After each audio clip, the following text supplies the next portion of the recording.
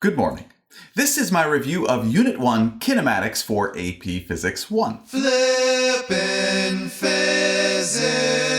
But actually, before we even begin discussing the Unit 1 topics, let's review two things. First, significant figures, or sig figs. Actually, can we not talk about sig figs? Yeah. What? Sure, that's actually my point.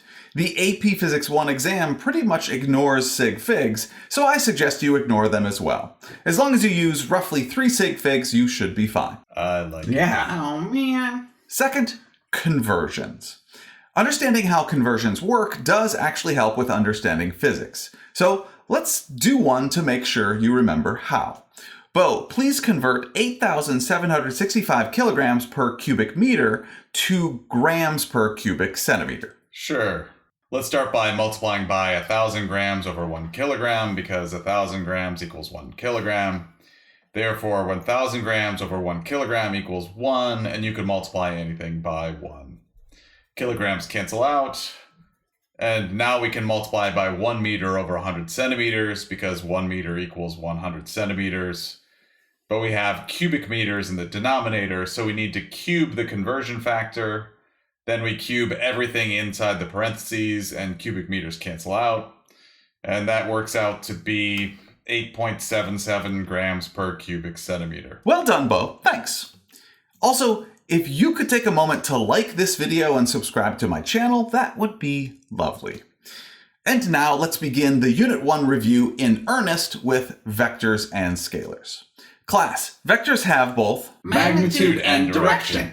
and scalars have Magnitude but no direction. Billy, please give me some examples of vectors in physics. Some examples of vectors are displacement, velocity, acceleration, force, momentum, torque, angular momentum, and those are all vectors. And Bobby, please give me some examples of scalars in physics. Examples of scalars are time, distance, mass, speed, volume, density, work, energy, rotational inertia, and that's all I can think of. Thank you both.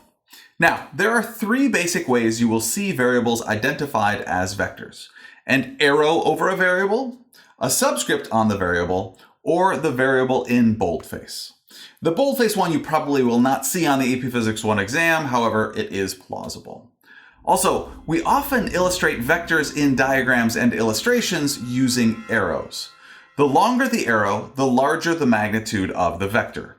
For example, if an initial velocity vector with a magnitude of 15 meters per second is illustrated like this, then a final velocity vector with a magnitude of 30 meters per second needs to be drawn with a length which is roughly twice as long, because 30 meters per second is 2 times 15 meters per second. All right, next, let's talk about displacement. Billy, tell me everything about displacement. Absolutely. The displacement of an object is the straight line distance between the initial location of the object and the final location of the object. In other words, displacement is the change in position of an object. A symbol for displacement is delta x, where x means position and delta means change in. Change in position equals position final minus position initial. If the initial and final positions are in the same location, then the displacement of the object is 0, no matter what path the object took to come back to where it started. That shows that the distance an object travels will always be greater than or equal to the magnitude of the displacement of the object. And magnitude just means the amount of something. For example, if someone travels 5 meters north, the magnitude of their displacement is 5 meters. And displacement is a vector. It has both magnitude and direction. Wonderful, Billy. Thanks. Bobby, tell me about speed and velocity. Okay, average speed is the distance traveled over the time duration of that travel. That means the equation is speed equals distance over time, but that time in the denominator is actually the time duration over which the distance was traveled, not a specific time. And speed is a scalar. Average velocity equals displacement over change in time. Typical units for velocity and speed are meters per second, kilometers per hour, or miles per hour, and velocity is a vector. Thank you, Bobby. I will also point out that if the time interval over which the average velocity is taken is very small, then the velocity is considered to be an instantaneous velocity. where an instantaneous velocity is the velocity at a specific time rather than the average velocity, which is the velocity over a time period. Okay, Bo, please tell us about acceleration. Sure. Average acceleration equals change in velocity over change in time. Acceleration is a vector. Typical units for acceleration are meters per second squared. Actually, that's all we really ever see for the units for acceleration. And I guess I'll point out that if the time interval over which the average acceleration is taken is very small, then the acceleration is considered to be an instantaneous acceleration, where an instantaneous acceleration is the acceleration at a specific time, rather than the average acceleration, which is the acceleration over a time period. Nice. Thanks. Yeah. Next, when the acceleration of an object does not change, when the acceleration remains constant or uniform, we can use these uniformly accelerated motion equations, or UAM equations. These three UAM equations are the ones provided on the equation sheet. However, there is one more UAM equation I think it is helpful to remember. That equation is displacement equals 1/2 the quantity velocity final in the x direction plus velocity initial in the x direction all times time. I will point out that these UAM equations are also sometimes called the kinematics equations. Billy, what are the 5 UAM variables? The 5 UAM variables are acceleration, velocity final, velocity initial, displacement, and change in time.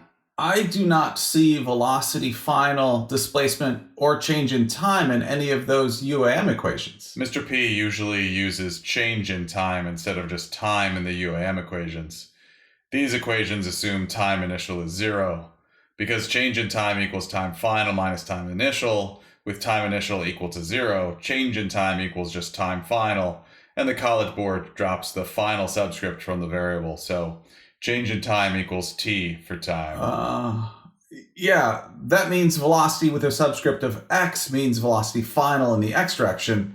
That's where the velocity final is. And position final, or x, minus position initial, or x with a subscript of 0, equals change in position, or displacement. Right, and the variables are positive or negative depending on direction. Like a final velocity, which is down, is negative, unless you've specifically identified down as positive. Correct. So class, there are how many UAM variables? 5. And how many UAM equations? 4. And if you know how many of the UAM variables? 3. You can figure out the other 2. which leaves you with 1 Happy physics student. I love that. Yeah. Sure. It is kind of fun. It sure is. Yeah. Please realize both of the velocities in the UAM equations are instantaneous. Velocity final and velocity initial are both at a specific point in time, hence instantaneous velocities. Next, let's talk about what happens when an object, like this ball, is close to the surface of planet Earth and air resistance can be ignored. Bobby, what do we know about this object? We know the only force acting on the object is the force of gravity, and that means the acceleration of the object is 9.81 meters per second squared in the downward direction. This motion is often called free fall. Sure. And we can actually just use 10 meters per second squared for the Earth's freefall acceleration on the AP Physics exams.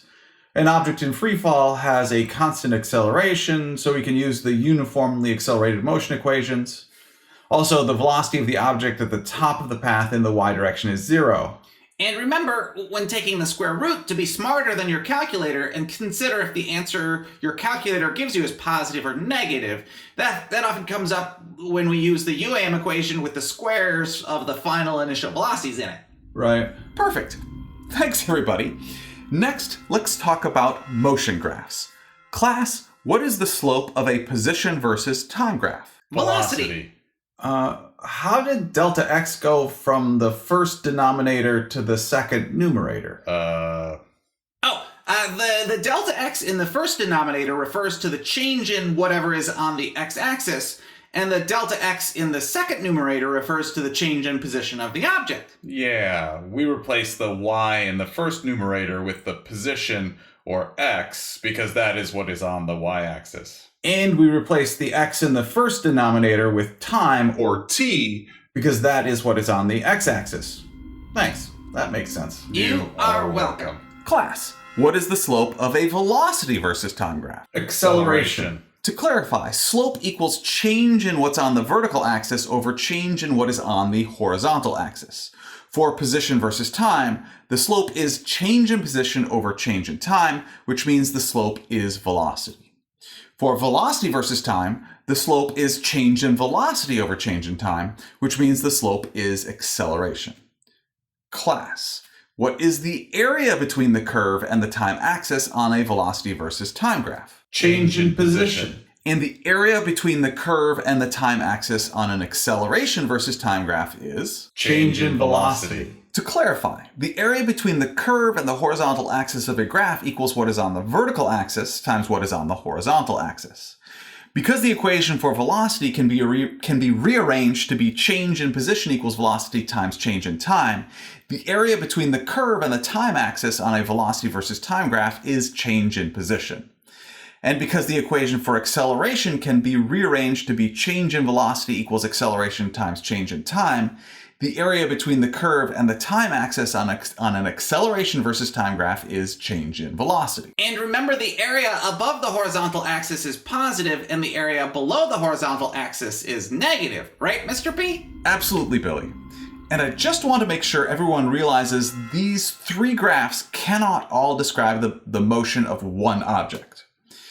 To illustrate that point, let's remove what is on the position and acceleration versus time graphs and use the velocity versus time graph to build the accompanying position and acceleration versus time graphs for the motion of an object.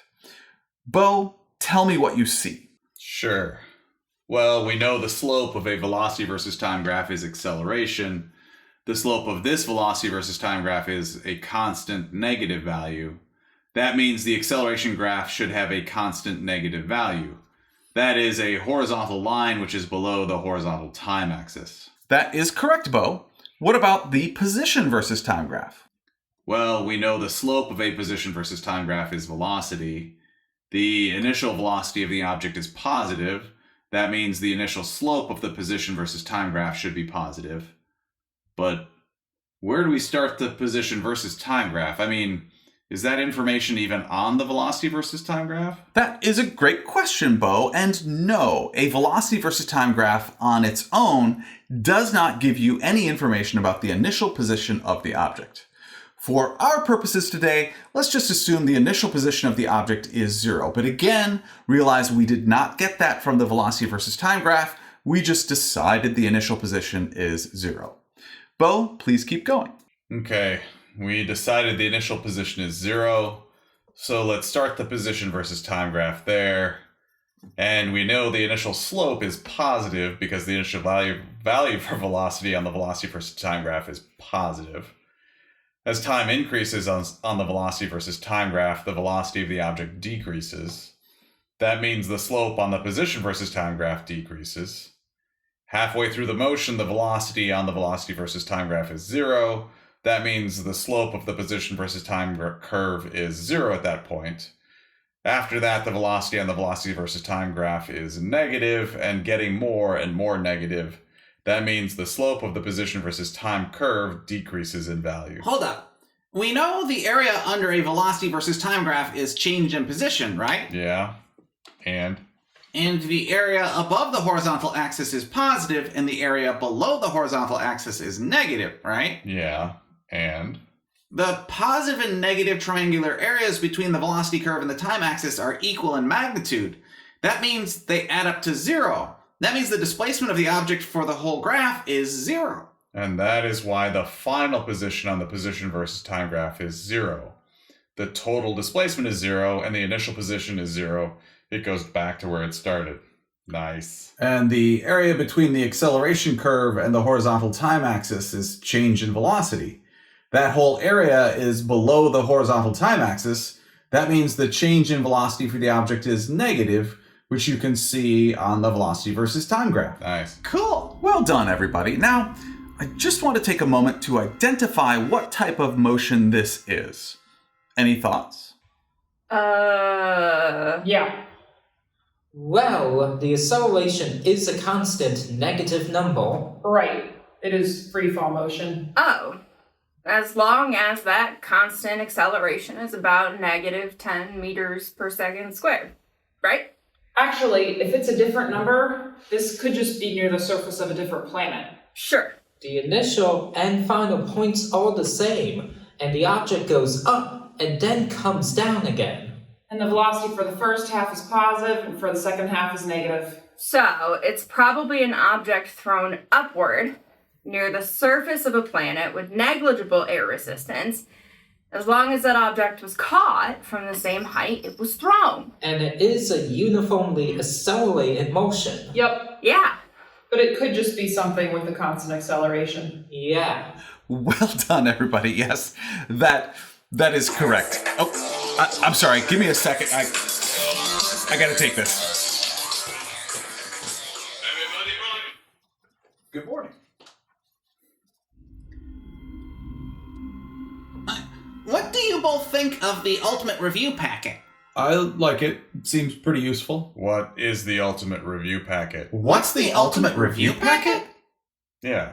What is the ultimate review packet? The ultimate review packet is only the single greatest resource for studying AP Physics 1. It's got review videos, study guides, more review videos, multiple choice problems, helpful videos which go over common difficult topics in AP Physics 1, a practice AP Physics 1 exam, solutions to free response questions. Actually, it's got detailed solutions to everything in the ultimate review packet and more. It is awesome. Back me up here, Bobby. Sure. I'm just trying to figure out how Bo does not know what it is, considering he is in it. I am? We all are. That does not surprise me. Is it free? No, it is not free. Mr. P has got to make money somehow. Giving away so much of his content for free does not really pay the bills. Speaking of Mr. P, welcome back. Thanks, and I'm sorry about that. Next up, two-dimensional motion. Often in 2D motion, you will have to break or resolve vectors into their component vectors. Bobby, please break this vector A, which is at an angle theta with the vertical, into its x and y direction components. Okay, sine theta equals opposite over hypotenuse. The side opposite theta is vector A in the x direction, and on the hypotenuse is vector A. That means vector A in the x direction equals A sine theta. Cosine theta equals adjacent over hypotenuse. The side adjacent to theta is vector A in the y direction, and the hypotenuse is still vector A. That means vector A in the y direction equals A cosine theta. I thought the x direction used cosine and the y direction used sine. That is only true when the angle is with the horizontal. Yeah, you really should walk through the equation each time to make sure you don't mess it up. I've messed it up a lot of times. I have to. Sure. Thank you. Now, projectile motion is where an object is moving in 2 dimensions near the surface of a planet, with the only force acting on the object being the force of gravity. Billy, what is a typical approach for solving projectile motion problems? When solving projectile motion problems, we typically separate our known values into the x and y directions. In the x direction, the acceleration of the projectile is 0 because there are no forces acting on the projectile in the x direction. That means the velocity of the projectile in the x direction is constant, and the equation for that is velocity in the x direction equals displacement in the x direction over change in time. There are 3 variables in that equation, which means if we know 2 of the variables, we can find the other 1. In the y direction, the projectile is in free fall because the only force acting on the projectile in the y direction is the force of gravity. That means the acceleration of the projectile in the y direction equals negative little g, or the negative of free fall acceleration, so negative 9.81 meters per second squared. However, on the AP Physics exams, we can use just 10 meters per second squared to make all the calculations easier. In other words, in the y direction, the acceleration of the projectile is constant, and we can use the uniformly accelerated motion equations. Those have 5 variables and 4 equations, which means if we know 3 of the variables, we can figure out the other 2, which leaves me. Me too. And me. I am full of mirth. Yeah. The only variable which is the same in both directions is change in time, because change in time is a scalar. So often we are solving for change in time in one direction and using it in the other. Also, we often need to resolve the initial velocity into its components, like you just had Bobby do. Unless the initial velocity is completely horizontal, then the initial velocity of the projectile in the y direction is 0. Oh, and the velocity of a projectile at the very top of its path in the y direction is 0. And if the projectile starts and ends at the same height, in other words, the displacement in the y direction equals 0, then the change in time while going up is the same as the change in time while going down. And the velocity initial in the y direction equals the negative of the velocity final in the y direction. Again, where the initial and final points are at the same height. Well done, y'all. Thanks. Last up, we have relative motion. The basic idea here is that the description of the motion of an object changes depending on the frame of reference of the person observing the motion. What? Yeah, I know that sounds complicated. It really is not. It's just vector addition, and for the purposes of AP Physics 1, they have stated that relative motion is restricted to motion along one dimension. Likely they will ask you something along the lines of, a stationary observer measures car A to be moving at 60 kilometers per hour east, and car B to be moving at 35 kilometers per hour east. What would a person in car B measure the velocity of car A to be? Bo, please solve this one. Sure. We know the velocity of car A relative to the Earth is 60 kilometers per hour east, and the velocity of car B relative to the Earth is 35 kilometers per hour east. And we are solving for the velocity of car A relative to car B because the frame of reference in the question is the observer who is in car B. Looking at it in terms of vector addition, the velocity of car A with respect to car B plus the velocity of car B with respect to the Earth equals the velocity of car A with respect to the Earth. You can see that in the vector addition diagram. And we can remember that the common variable, car B, drops out and we are left with car A and the Earth, or the velocity of car A with respect to the Earth. Solving for the velocity of car A with respect to car B, we get that equals the velocity of car A with respect to the Earth minus the velocity of car B with respect to the Earth, or 60 kilometers per hour east minus 35 kilometers per hour east, or 25 kilometers per hour east.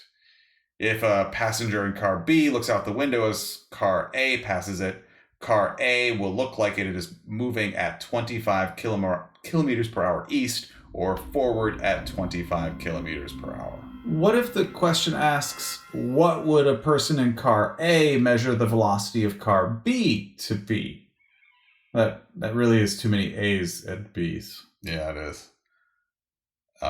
The velocity of car B with respect to car A is just the negative of the velocity of car A with respect to car B. So the velocity of car B with respect to car A equals negative 25 kilometers per hour east, and negative east is west, so the velocity of car B with respect to car A equals 25 kilometers per hour west. A passenger looking out the window of car A as it passes car B will see car B moving at 25 kilometers per hour west, or backwards at 25 kilometers per hour. Should it be 20 kilometers per hour and not 25 kilometers per hour because 60 only has one sig fig? Nope. Remember, the AP Physics exams do not really concern themselves with sig figs. Yeah. Right. Thanks. You're welcome. Absolutely. Well, that concludes my Unit 1 AP Physics 1 review. I do want to take a moment to let you know about my AP Physics 1 Ultimate Review Packet. We already did that. We did? When? While you were on the phone. Oh, right. Well, thank you for that, Ben. You are welcome. Wait a second. No problem. Was that a real phone call? Thank you very much for learning with me today. I enjoy learning with you.